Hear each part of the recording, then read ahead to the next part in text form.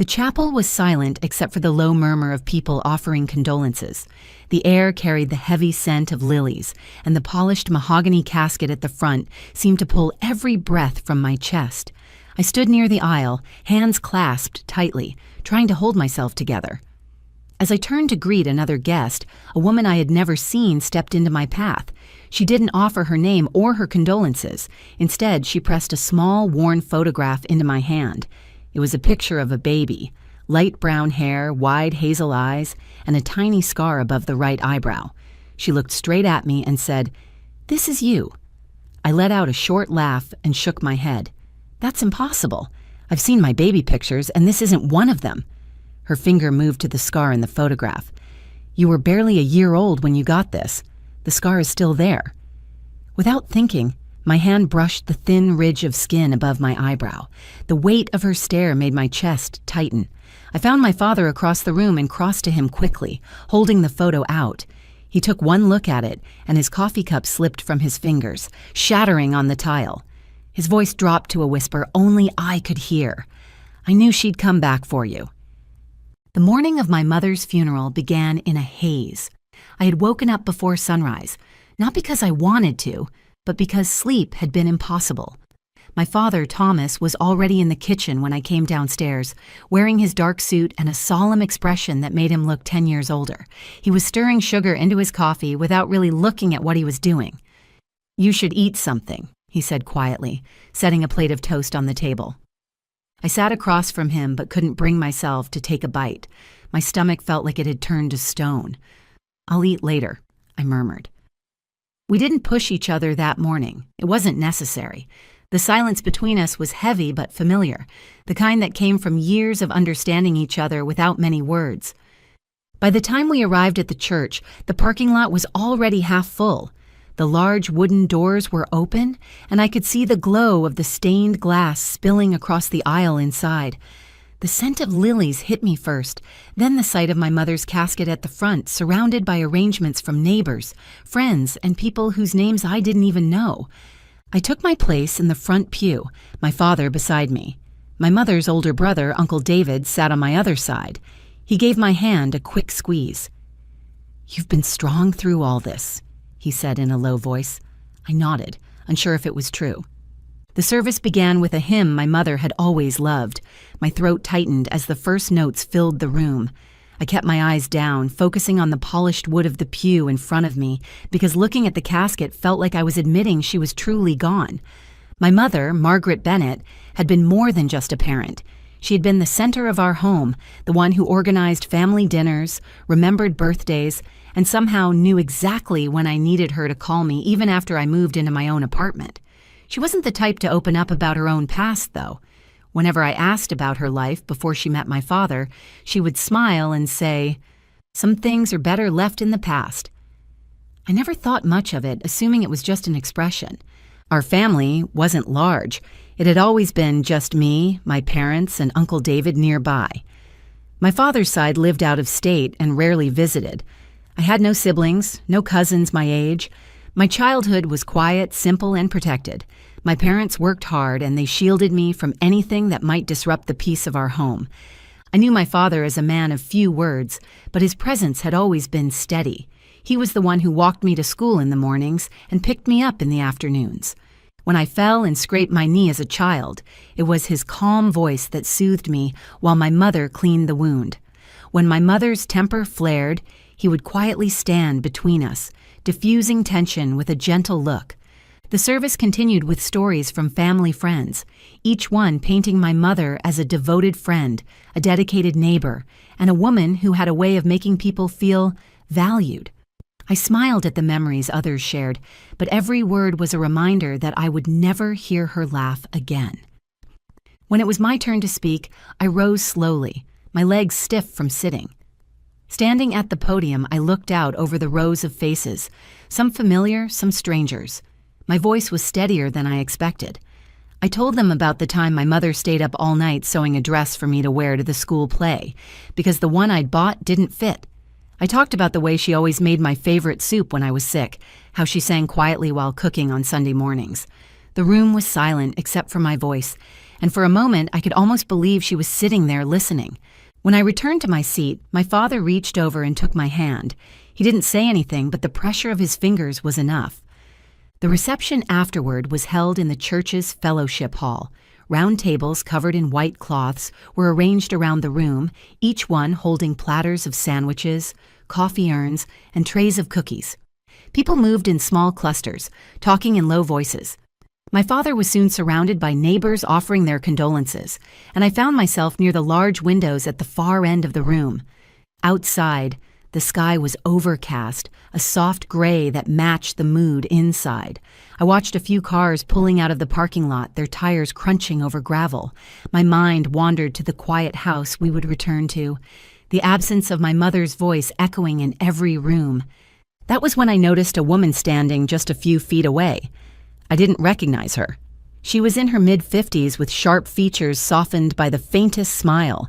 Her dark hair was streaked with silver, and she wore a navy dress and a simple gold pendant. Unlike the others, she wasn't speaking to anyone. She was watching me. I felt a flicker of discomfort, but assumed she was a distant acquaintance of my mother's. When our eyes met, she crossed the space between us with quiet, deliberate steps. Without a word, she reached into her purse and pulled out a small, worn photograph. She held it out to me. I took it automatically. My first thought was that it was a random baby photo someone had mistakenly brought. The child in the picture had light brown hair, bright hazel eyes, and a tiny scar above the right eyebrow. The photo was faded, the edges curled, but the scar stood out like a mark drawn in ink. The woman's gaze didn't waver. Her voice was calm, but there was an urgency beneath it. "This is you," she said. I stared at the photograph in my hands, the weight of the woman's words sinking in. My voice was sharper than I intended. "I'm sorry, but that's not me. I've seen my baby pictures, and this isn't one of them." The woman's eyes dropped to the scar in the photo. Her finger hovered just above it. "That's how I knew," she said quietly. "You got this when you were about a year old. You were running in the kitchen and hit the edge of the counter." Without thinking, I reached up and touched the thin line of raised skin above my right eyebrow. I'd had that scar for as long as I could remember, but my mother had always told me I got it falling off my tricycle when I was 3. The memory of her telling me that was so vivid, I could hear her voice in my head. I took a small step back. "Who are you?" Her lips tightened. "My name is Evelyn Hart. I knew your real mother." The room seemed to shift around me, the low murmur of conversations blurring into a dull hum. "My real mother?" I said, almost whispering the words. "Margaret Bennett is my mother." Evelyn's expression softened, but she didn't step closer. "She raised you. She loved you. But she wasn't the one who gave birth to you." I felt heat rising in my face. "You can't just come in here and say something like that. My father is right there. I'll ask him myself." "I'm sure you will," Evelyn said. She glanced toward the crowd and then back at me. "I promised someone I would find you one day. That day is now. Ask your father, Olivia. He'll remember me." Before I could respond, she slipped the photograph into my hand and turned away, moving toward the exit with quick, deliberate steps. I called after her, but she didn't stop. Within seconds, she was out the door and gone. My hands were trembling as I turned and scanned the room for my father. He was standing near the coffee urns, speaking with our neighbor, Mrs. Jacobs. The photograph felt like it was burning in my palm. My pulse was pounding in my ears as I crossed the room. "Dad," I said, interrupting his conversation, "I need to show you something." He turned to me, still holding his coffee cup, his brow creasing at the urgency in my voice. "What is it?" I held out the photo. "A woman just gave me this. She said it's me." He took the photograph slowly, his eyes locking onto it. His face went pale, and his grip on the cup loosened. The ceramic slipped from his fingers, shattering against the tile floor. The crash turned a few heads, but my father didn't seem to notice. His gaze was fixed on the picture. His voice dropped low, almost a whisper. "I knew she'd come back for you." The words were strange, almost rehearsed, but they sent a chill through me. "What are you talking about? Who is she? What does this mean?"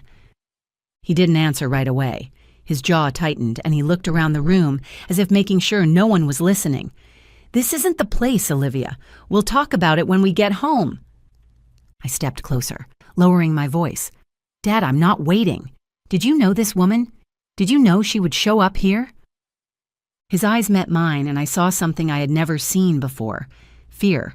Not anger, not sadness, but genuine fear. Please, he said quietly. Not here. Mrs. Jacobs bent down to help pick up the shards of the cup, muttering something about grabbing a broom.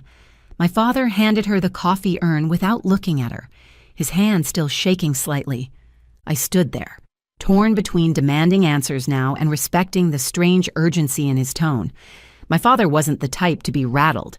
He was steady in every storm I'd ever faced, but now he looked like a man who had been hit with a truth he'd spent years trying to bury. I slid the photograph into my pocket. Fine, I said, my voice tight, but we're not letting this go. He nodded once, but it was stiff, almost reluctant. The rest of the reception passed in a blur. People offered hugs, shared stories, and pressed paper plates of sandwiches into my hands, but I barely heard them. Every time I glanced toward the door, I expected to see Evelyn standing there, watching me. She didn't return. On the drive home, the silence in the car was unbearable. I kept turning the photograph over in my hands, tracing the edges, staring at the small scar above the baby's eyebrow. My mind kept jumping between disbelief and an uneasy curiosity. Finally, I broke the silence. You knew her, didn't you? Evelyn Hart. You knew she'd come today. My father kept his eyes on the road. I knew she might. I hoped she wouldn't. I stared at him, my voice sharp. Why? What is she to me? He exhaled slowly, gripping the steering wheel tighter. She's someone from a time I thought we had left behind. I wanted to press him, but the look on his face stopped me. His eyes were fixed ahead, his jaw clenched. This wasn't a man who could be pushed right now. I swallowed my questions and sat back, clutching the photo like it was the only proof that the last hour had actually happened. As we pulled into the driveway, I felt the weight of something I couldn't name pressing down on me. My mother's funeral had already been the hardest day of my life, but now it felt like the ground beneath me had shifted, and I had no idea what I was standing on anymore. The house felt wrong the moment we stepped inside. It was too quiet, as if the walls themselves were holding their breath. My father hung his coat on the hook by the door, moving slower than usual. I kept my eyes on him, waiting for him to start talking. He didn't. I closed the door behind me and leaned against it. We're not putting this off. He turned toward me, his face unreadable. Olivia, you've had a long day. You just buried your mother. I know exactly what I did today, I shot back. And I know what happened at the church.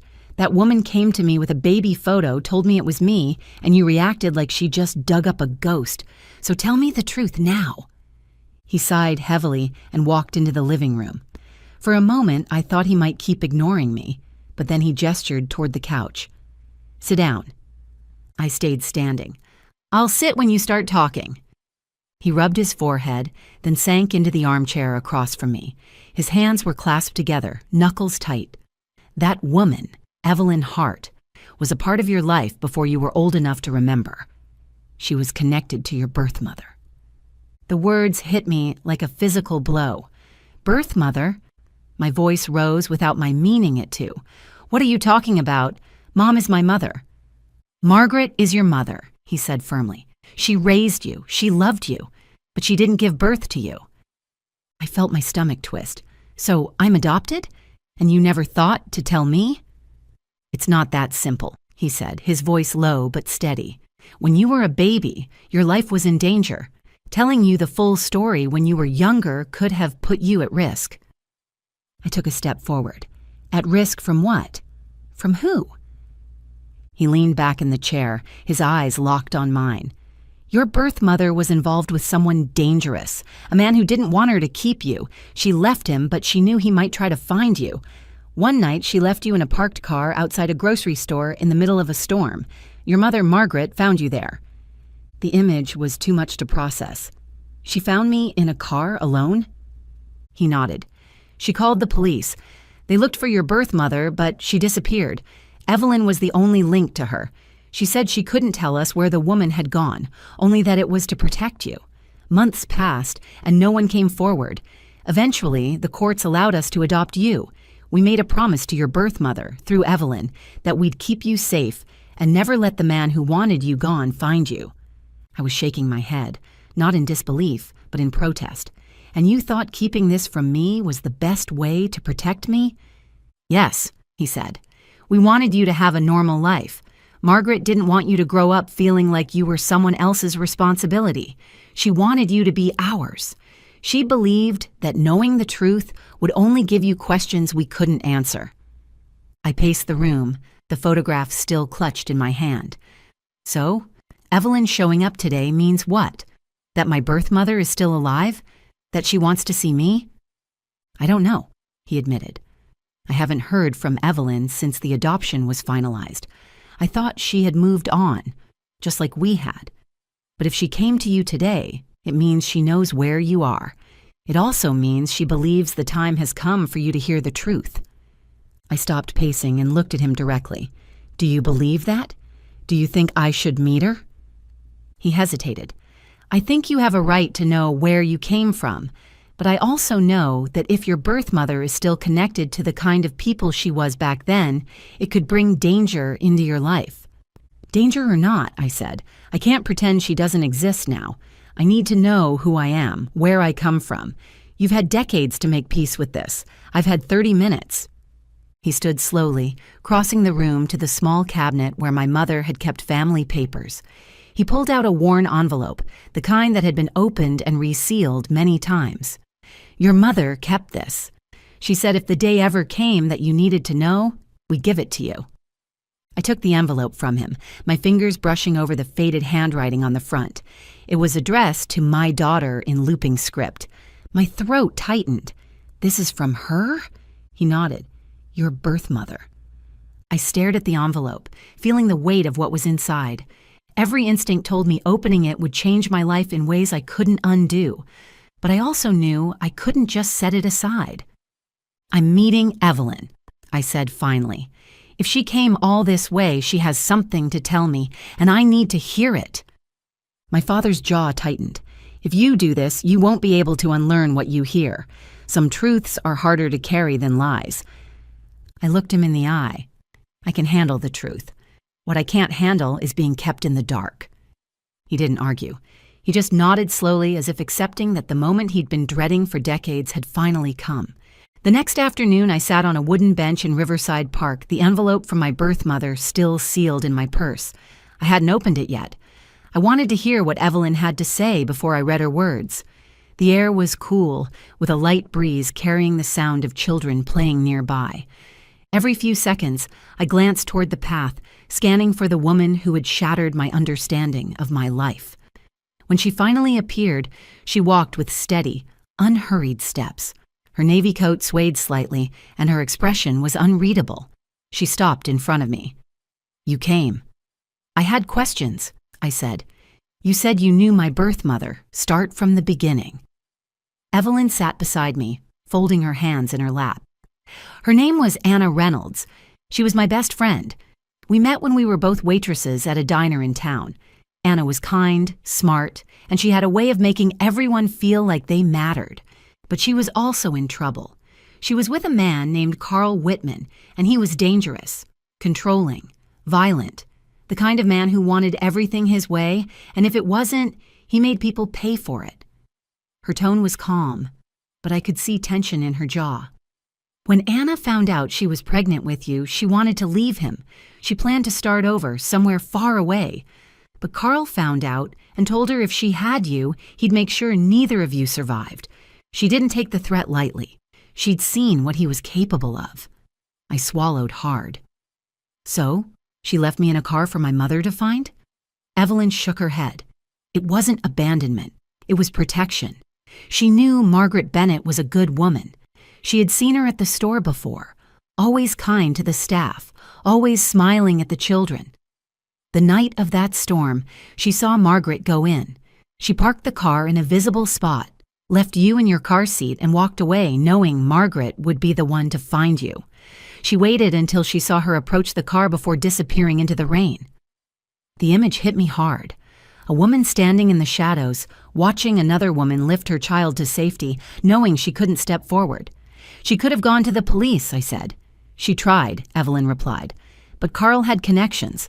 The police officer she spoke to warned her she'd be in more danger if she stayed in town. So she left, trusting Margaret and Thomas to keep you safe. I was the go-between. I brought her updates for a while, but after the adoption went through, contact stopped. I never knew exactly where Anna went. I just knew she was alive. Until last month. I turned to her. What happened last month? Evelyn's eyes darkened. She died. Cancer. Before she passed, she gave me the photograph and the letter, and she told me to find you. She said you deserved to know the truth, even if it was late. For a moment, I couldn't speak. I reached into my purse and pulled out the envelope, my fingers trembling as I broke the seal. The paper inside was soft and worn from being handled so many times. I unfolded it carefully. My dearest Olivia, if you're reading this, it means my time has run out, and I never had the chance to hold you again. I hope you've lived a happy life. I hope you were loved. That was all I ever wanted for you. When I left you that night, it was the hardest thing I have ever done. I stayed close for a while, but every time I thought about coming forward, I remembered the danger that followed me. I could not give you the life you deserved, but I could make sure someone else could. Margaret was a stranger to me, but I knew in my heart she would protect you. I was right. I've watched from a distance when I could, and I saw the person you've become. I am proud of you, and I love you more than you will ever know. Please forgive me for not being the one to raise you. I gave you away to give you a chance. And if I could make the choice again, I would still choose your safety over my arms. Anna. By the time I reached the end, my vision blurred with tears. Evelyn placed a hand on my arm. She wanted you to know it wasn't rejection. It was sacrifice. I wiped my cheeks, my voice unsteady. She could have come back after Carl was gone. She was afraid, Evelyn said. Afraid you wouldn't forgive her. Afraid she'd bring you pain. By the time she knew it was safe, too many years had passed, and she thought you were better off not knowing. She only changed her mind when she knew she was dying. I stared down at the letter, my chest tight with a mix of grief, love, and something close to anger. My whole life I'd thought my story began with my parents' meeting. Now I knew it began with a choice made in a parking lot during a storm. She did love you, Evelyn added softly. Don't let the years you lost take that away. I folded the letter carefully and slid it back into the envelope. Thank you for finding me. I wish she had come herself, but I'm glad to have this. Evelyn gave a small nod. If you ever want to know more about her, I'll tell you everything I remember. We sat in silence for a moment, the breeze rustling the leaves overhead. For the first time since the funeral, I felt a strange sense of clarity. I still didn't have all the answers, but I finally had the truth, and the truth felt lighter than the secrets I'd been carrying without even knowing it. That night, I sat at my kitchen table with the letter in front of me. The house was quiet except for the faint hum of the refrigerator. My father was in the living room, the soft sound of the television carrying into the kitchen. I had read the letter 3 more times since leaving the park. Each time, the words felt heavier, not because they were hard to believe, but because they were so full of a love I had never known was mine. I thought about my mother, Margaret, and the years she had spent raising me. She never told me the truth, but she never made me feel like I didn't belong. Every scraped knee, every late-night talk, every piece of advice she gave had been hers to give. She didn't have to love me, but she chose to every single day. When my father came into the kitchen, he glanced at the letter and then at me. She was telling the truth, he said quietly. I know, I replied. I can feel it in the way she wrote to me. She didn't let me go because she didn't want me. She did it because she loved me. He pulled out a chair and sat across from me. Your mother, Margaret, never once thought of you as anything but her daughter. She believed that if you knew too soon, it might make you feel different, like you didn't truly belong here. She wanted you to have the security of knowing you were hers. I understand, I said, but I also wish she had told me herself. I wish I could have asked her questions while she was still here. His expression was somber. She almost told you once when you were 18. You were going through a rough time at school, and she thought you deserved the truth. but she saw how much you leaned on us and she decided to wait. Then the years just passed. I nodded slowly. It wasn't her truth to hide forever, but I think she did what she thought was best. I can't be angry with her for that. We sat in silence for a moment, the letter between us like a bridge connecting the life I had known to the one I was just beginning to understand. The next morning, I visited my mother's grave. The sky was bright and clear, and the air carried the crispness of early spring. I knelt beside the headstone and placed a small bouquet of lilies on the grass. The letter was in my pocket, folded neatly. "I met Evelyn," I said softly. "She told me about Anna. I have the letter she wrote me. I know now what you did for me, and I'm grateful. You didn't just take me in. You saved me. And I hope you know that no matter where I came from, you will always be my mother." A breeze moved through the cemetery, lifting a strand of hair from my face. For a moment, I felt a strange sense of peace, as if she could hear me. I stayed there for a while, letting the quiet settle over me, before standing and heading toward the car. My father was waiting, leaning against the hood.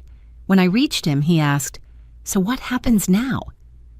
"I think I'm going to see Evelyn again," I said. "I want to know more about Anna, not because I'm trying to replace the family I had, but because I need to understand the one I never knew." He nodded slowly. "Whatever you decide, I'll support you." Over the next few weeks, Evelyn and I met several times. She told me stories about Anna, how she laughed, the way she loved to sing while cooking, how she would give her last dollar to someone who needed it. Each story made Anna feel more real, like she was stepping out from the shadow of a stranger and into the light of someone I could picture clearly. I never learned everything about her life or the choices she made after she left me. Some questions would never have answers, but I knew enough to see her not as the woman who gave me away, but as the woman who gave me a chance. One evening, I sat with the letter in my hands again. The paper was already soft from being unfolded so many times. I realized that this piece of my history, as painful as it was, didn't erase the life I had. It added to it. It made me more than I had been before. The truth didn't change who my parents were. Margaret would always be the mother who raised me. Thomas would always be the father who stood by me. Anna would always be the woman who loved me enough to let me go. I placed the letter back in its envelope and set it in a wooden box along with my favorite photo of Margaret and me. They were both part of my story now, and I wasn't going to hide either of them. Looking back, I realized the day of my mother's funeral had given me 2 losses and 1 gift. I had lost Margaret. I had lost the version of my life I thought was complete. But I had also gained the truth, and with it, the chance to understand the love that had shaped me in more ways than I had ever known. Sometimes the truth we fear the most is the one that frees us. My life didn't begin the way I thought it did, but it was built on the love of 2 mothers, one who raised me and one who gave me a chance to live. If this story touched you, share it with someone who needs to hear it. And if you enjoyed the video, please give it a like, leave a comment, and subscribe to the channel for more stories like this.